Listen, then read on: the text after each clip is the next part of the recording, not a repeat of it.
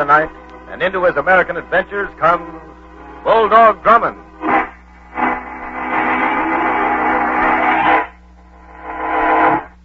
The Mutual Broadcasting System brings you another exciting detective adventure with Bulldog Drummond, starring Ned Weaver.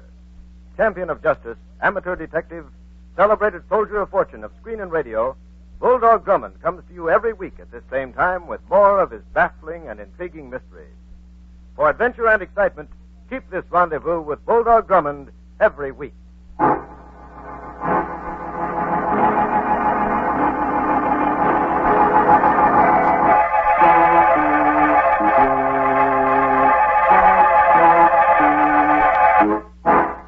And now, to tell us of his latest adventure, here is Bulldog Drummond.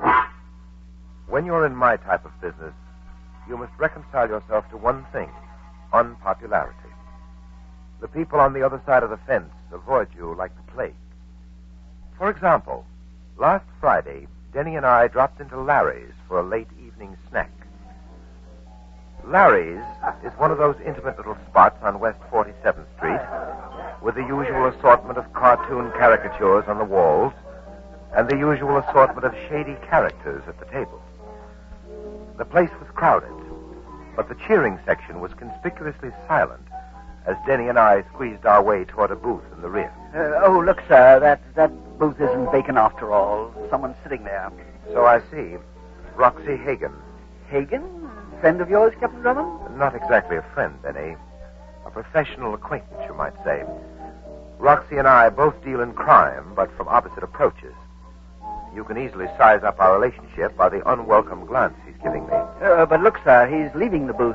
Well, come on, let's get it before someone else does. Right. Well, this is a bit of luck, and I'm famished. And I wonder why Roxy left so hurriedly. Well, obviously he was finished. No, on the contrary. Look here, his glass. He hasn't touched his drink. Oh.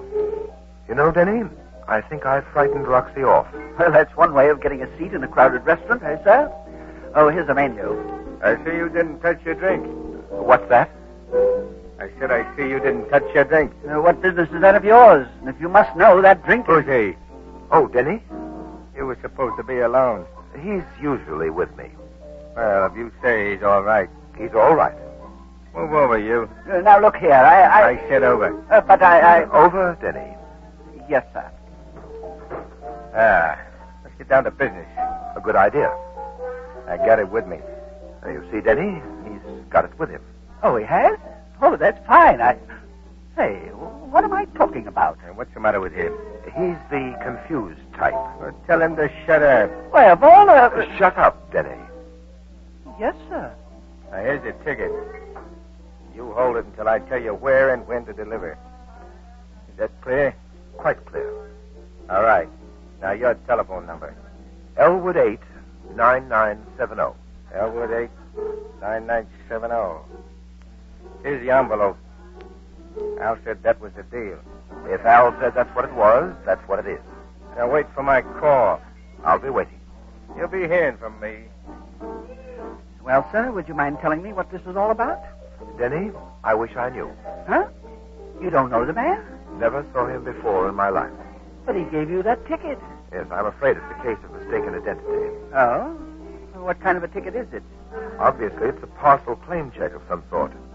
And he wants to ensure it's safekeeping. Well, what are we going to do about it? We're going home and wait for our mysterious visitor's call. Oh, but how do you know he'll call? Oh, there's no doubt about that. He'll call, all right. What makes you so sure? Because, Denny, he's made a sizable investment in us. In us? Look for yourself in this envelope. There's a $1,000 bill.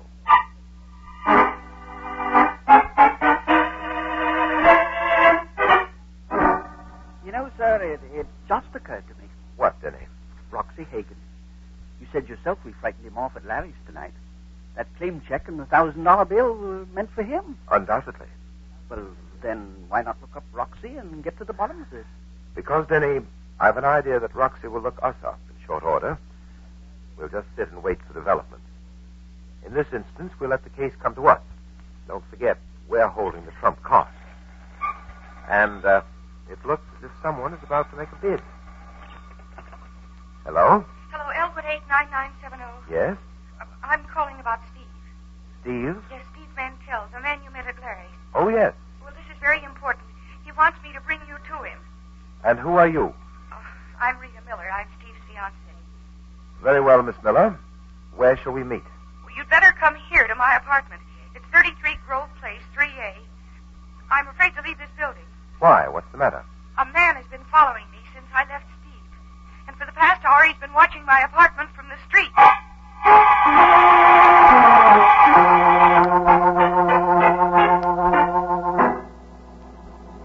Now, Miss Miller, about this man who's been following you. He's still down there. Look for yourself. Denny, the window. Yes, sir. Miss Miller, suppose you enlighten me about the parcel claim check. Claim check? What claim check? The one I'm holding for Steve Mantell. Well, I don't know what you're talking about. Captain Drummond, Yes, Denny? there is a man standing across the street. I told you, he's the one. There's nothing unusual about a man standing on a street corner, is there, sir? Not necessarily. He's wearing a tan hat and a brown coat. Huh? And he's carrying a black bag. Well, Denny? Oh, that's correct, sir. He's holding a black bag, all right. Well, now do you believe me? Who is he? I don't know. Oh, please, Captain Drummond. Steve asked me to bring you to him as soon as possible, and he said to make sure that I'm not followed. But how will I get out of here? Well, now, let's see. Denny, Yes, sir. stand next to Miss Miller a moment, will you? Mm-hmm. That should do it. Do what? Go in the other room, Denny, The other room? Why, sir? to undress. What? Miss Miller is leaving this building with me, disguised as you. But, sir... Now, do as I tell you, Denny. Very well, but really, sir, the things I go through for you.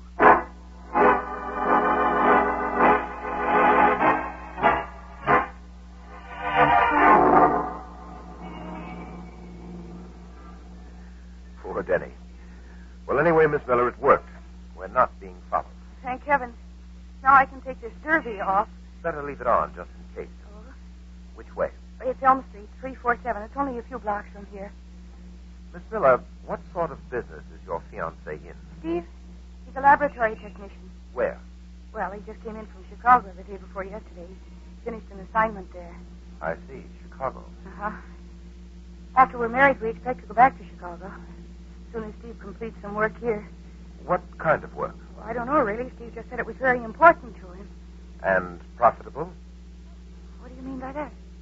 Nothing. Captain Drummond, you've got to tell me what it's all about. Frankly, Miss Miller, I'm as much in the dark as you are. But I'm sure Steve Mantell can enlighten the both of us. What number did you say? 347. It's that brownstone next to the apartment house there. This is it. There. Just down these stairs. He has the basement apartment. Here we are.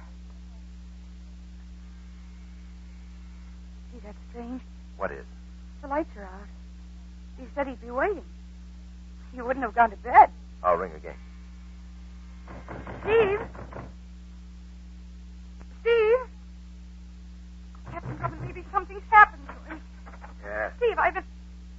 Yeah, what is it? Captain Drummond, this isn't Steve. Hey, what do you two want? We're looking for a Steve Mantell.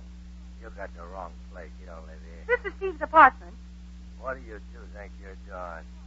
You get me out of bed in the middle of the night to play games? Steve lives here. I saw him here only a few hours ago. Is that damn crazy? Believe me, Captain Drummond, that's the truth. Look at the get-up on her. Don't you know, girlie, you can get picked up for imitating a man? Now, just a moment. And listen, you two. You ring that bell again and I call the cops. Now go on, beat it. All right. Well, Miss Miller? Oh, Captain Drummond, this is a trick of some kind. Steve was here a few hours ago. This is his place. Believe me, it is. I know, the mailbox. That's it. The mailbox over there. Steve's name is on it. Look, you...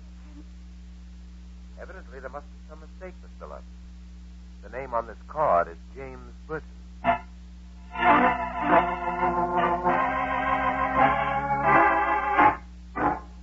Now, try to get some rest, Miss Miller. But where can Steve be? That's what we're going to try to find out. Denny? Yes, I'm ready, sir. All right, let's get started. I'll call you, Miss Miller, just as soon as I have a lead. Come on, Denny. What about the man with the black bag who was keeping a watch in this building? Oh, he left a few moments after you departed with Miss Miller. By the way, sir, where are you going to start to look for Steve Mantell? At 347 Elm Street. But you said it looked as if Mantell didn't live there. It only looked that way, Denny. Oh, what do you mean? The man in pajamas who answered the door. Well, what about him? He said we awakened him. I looked him over quite carefully. And? Well, it isn't customary, Denny, for a man who wears pajamas to sleep with socks and shoes on.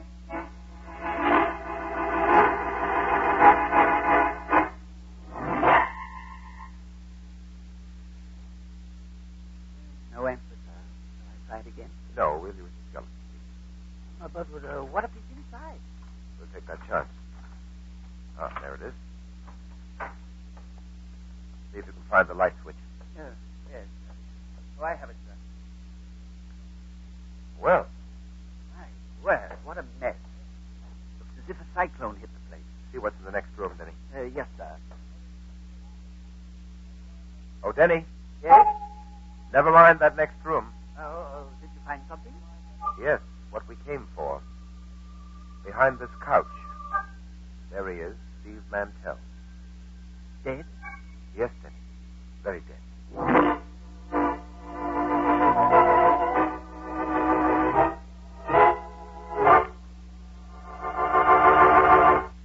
Our story continues in just a moment.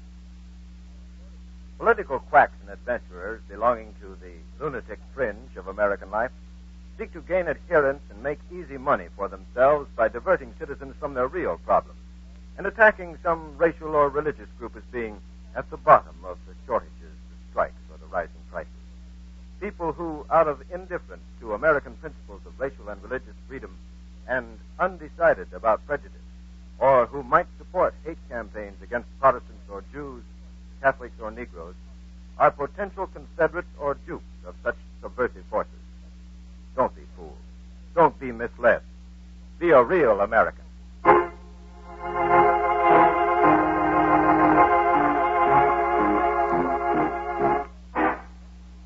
And now, back to our Bulldog Drummond adventure. Oh, I've searched everywhere, sir. I found nothing. Anything in his pocket? Empty, every one of them. Whoever killed Steve Mantell certainly went over this apartment with a fine-tooth comb. But they overlooked one thing, Denny. Yes, what's that? This label on the inside of his coat pocket. Here, look. Baum Brothers, Clothers, Chicago, Illinois. November 16th, 1946. And the name of the wearer here.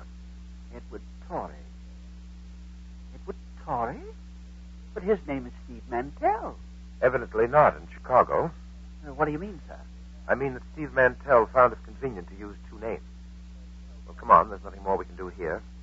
First, we're stopping off the nearest telegraph office to send a wire to Chicago. To whom in Chicago? The police. I have an idea they'll be able to supply me with an account of the activities of one Edward Torrey, alias Steve Mantell.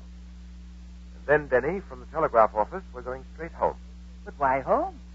Oh, just to see which way the wind's been blowing there.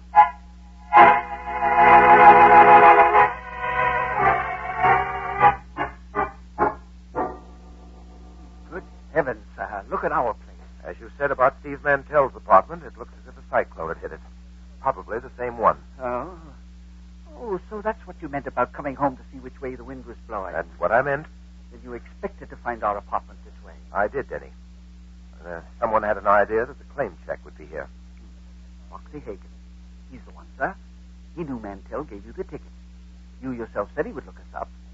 He was here, and he killed Mantell. I don't doubt that Roxy was here, Denny, but as for Mantell's murderer, I'd elect the man in the pajamas as the most likely suspect.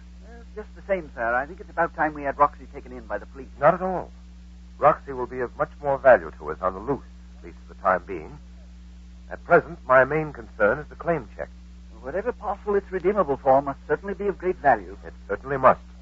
Mantell gave us a $1,000 bill to guarantee the check's safekeeping. He saved the check, but not himself.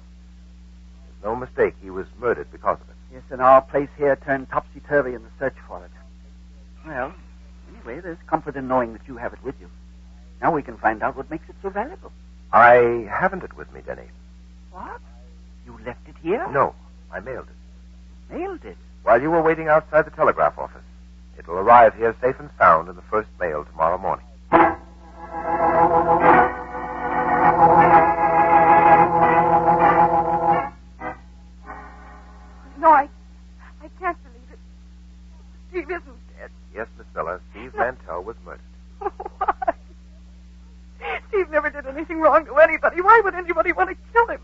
Miller, I've an idea that Steve Mantell wasn't everything you thought he was. What do you mean by that? I'm not sure, but I should know by morning. What are you talking about? I expect a wire from the Chicago police in answer to an inquiry of mine concerning Steve Mantell. And, in addition, an important envelope will arrive by the first mail. No, Captain Drummond, you're wrong. I know you're wrong. Steve wouldn't... Captain Drummond. Yes, Denny? The man with the black bag. I just saw him from the window. Got out of an auto downstairs. He's standing on the corner again. All right. Miss Miller. Yes. I want you to remain here in your apartment. I'll call you in the morning. Come along, Denny. It's about time we had a talk with that man with the black bag.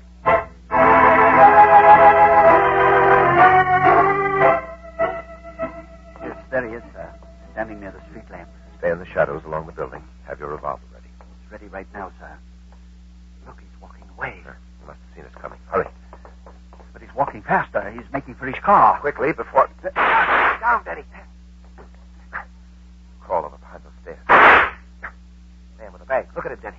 Why, he's falling over. Come on. Come on. Those shots were meant for him, not us. Well, sir? He's dead. Get that black bag. It's over near the curb there. You're right. Yes, here it is, sir. Look at this. His identification card. Robert Matthews, Benson Investigation Bureau, Chicago, Illinois. A private detective. Now let me see the bag. Yes, here you are, sir. An odd-looking box, those dials. It looks like some sort of a radio, a shortwave set of some kind. It picks up waves, Denny, but not sound waves. Yes, but what kind is it? A Geiger counter. It's used to detect and measure the presence of radioactivity in the atmosphere. Oh, yes, I remember now. The atomic bomb. I remember seeing it in the newsreels. It was used in the atomic bomb test. That's right. Oh, sir, the atomic bomb. The parcel claim check. Must be for a package that contains an atomic bomb. Denny. Heavens, sir, here we are. Easy, Denny. I'm sure an atomic bomb isn't involved in this. And rest assured the city's peace will be undisturbed. As for us, we'll just have to wait for the claim check in the mail. In the meantime, let's hope nothing blows up in our faces.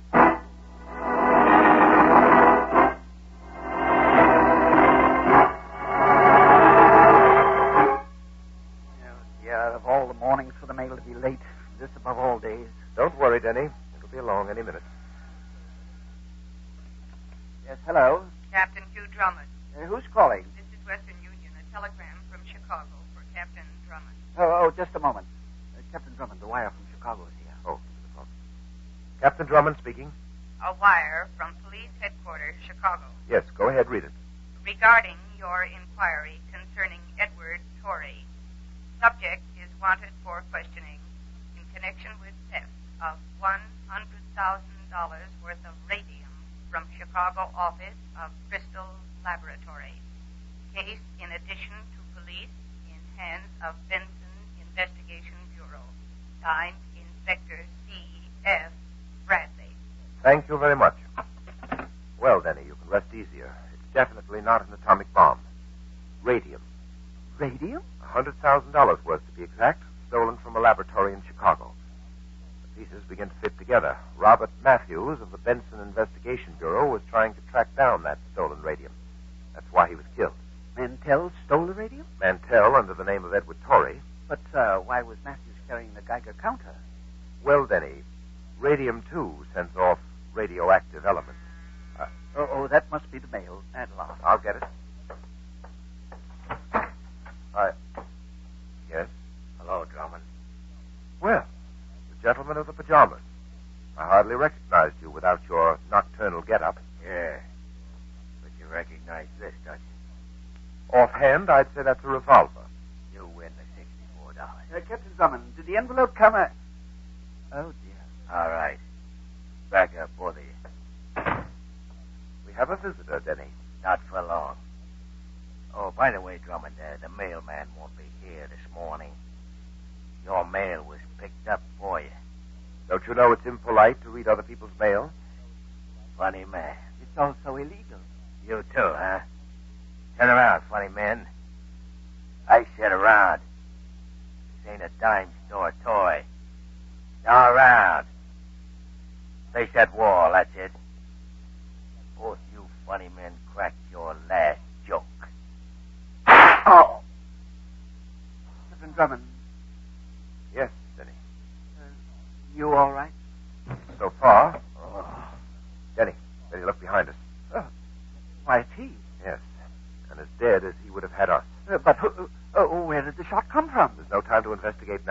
Geiger counter and hurry. Yes, sir. We're going radium hunting. But where are we going to look? We don't have the claim check. I remember the number. It was 862. Oh, but what good's the number? We don't even know where the parcel is stored. Denny, if you came from Chicago by train and you wanted to check a parcel immediately upon arrival, where would you do it? Why, at Grand Central Station, of course. That's where we begin.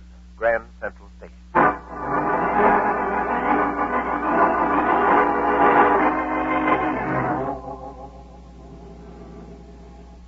We'll enter the station from the West Plaza, Denny. That's nearest the parcel checking room. Yes, sir.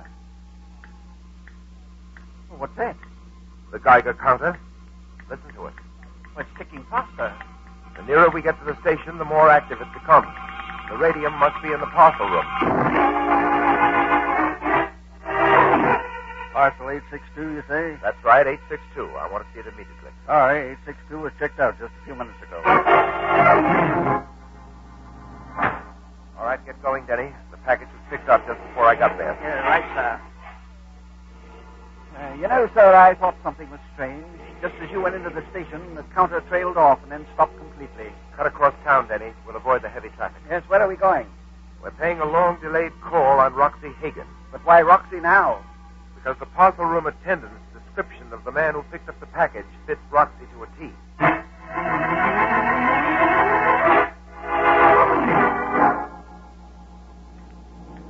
Sir, the counter's starting up. We're on the right trail again. Yes, and we're getting nearer to Roxy's place.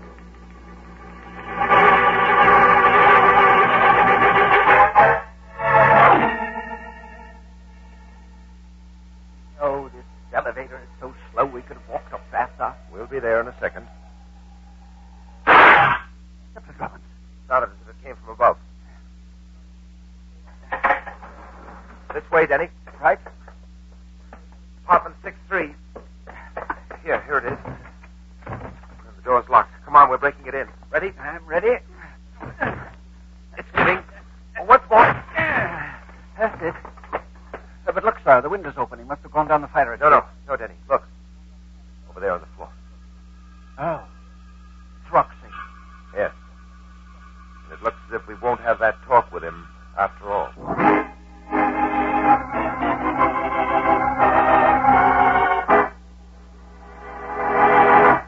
In just a moment, we'll have the exciting climax of tonight's adventure. USO represents the three great faiths, Protestant, Catholic, and Jewish, and combines the efforts of 6 member agencies: Young Men's Christian Associations, the National Catholic Community Service, the Salvation Army, the Young Women's Christian Associations, the National Jewish Welfare Board, the National Travelers Aid Association. USO is the voluntary expression of the American people's desire to stand beside the GI, as shown by the remarkable record of 1.5 billion services by 1.5 million volunteers. USO's task in 1947 is part of the unfinished task of winning the war, of safeguarding the fruits of victory so that peace can be made secure. They still need USO, and USO is you.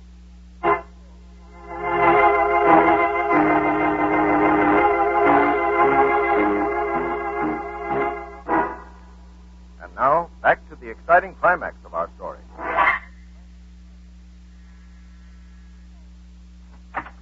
Why, Captain Drummond, Miss Miller? come in. Go ahead, Denny. We were going to call on you sooner, but we were busy clearing up the case. You mean you found out who killed Steve? Well, let's say we found out who was responsible for his death. But you, Miss Miller, can undoubtedly tell us who the actual murderer was. What are you talking about? Was it Roxy? Roxy? Or was it the gentleman of the pajamas? What are Or you... did you do that one yourself? Captain Drummond, I demand to know what you mean. Rather a good actress, too, in addition to her other talents, huh, Denny? Oh, I don't know, sir.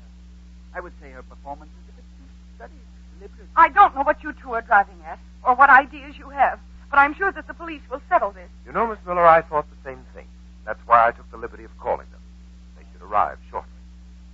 But in the meantime, you might turn the radium over to us. Radium? Yes, I'd feel much better if it were in our hands. Radium? Denny, you might demonstrate our little gadget. With pleasure, sir. Now, Miss Miller, here's a little item that no household should be without, especially if a radium thief should be lurking about. All right, Denny, switch it on. interesting item, isn't it, Miss Miller? No? That's enough, Denny. Well, what have you proven, Captain Drummond? Oh, now, really, Miss Miller, for a person with such a keen interest in radium, I'm surprised at your ignorance concerning our little telltale mechanism. By elimination, it led us directly here to the radium and to you. And, speaking of elimination, you appear to excel at it, too. Yes? Yes. Please stop me if I'm incorrect. You had a neat plan worked out. You put a scare into your fiancé to get the claim check out of his hands. Steve Mantell was murdered. You led to his apartment on a ruse while you had Roxy go through my place for the claim check. When I dropped the hint to you that I was expecting an important envelope in the mail, you realized it was really time to get down to business. The man with the black bag was getting too close for comfort. So, you had him written off. And then I imagine you played off Roxy and your other cohort against each other. But even a two-way split between you and Roxy was unsatisfactory. So Roxy had to go. And that left just you and $100,000 worth of radium. Am I wrong? Well, I would take Miss Miller's silence to mean that you're quite correct, sir. Yes, Denny. Miss Miller had a good plan, but it didn't work. And if Miss Miller thinks her plan was good, wait until she hears the one the state will have laid out for her. And in cases like hers, the state's plans always work.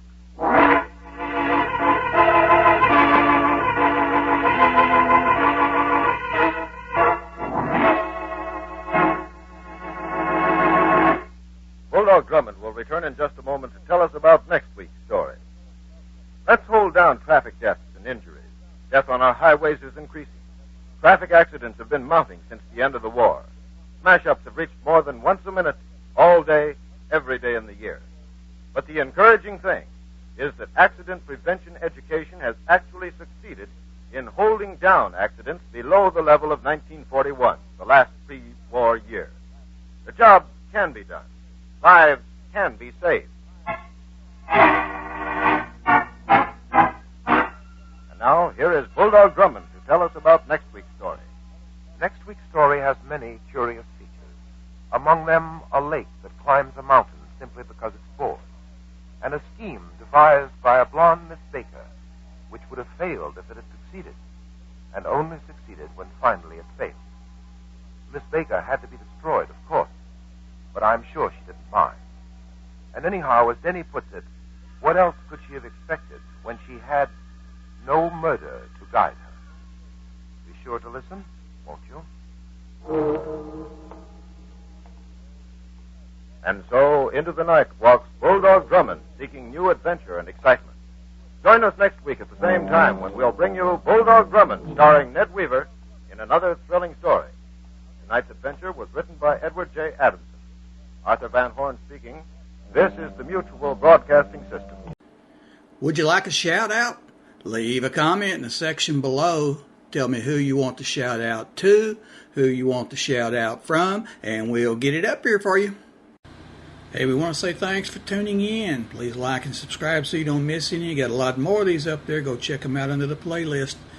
Leave us a comment. Tell us what you want to see, what you think, and we'll see you next time.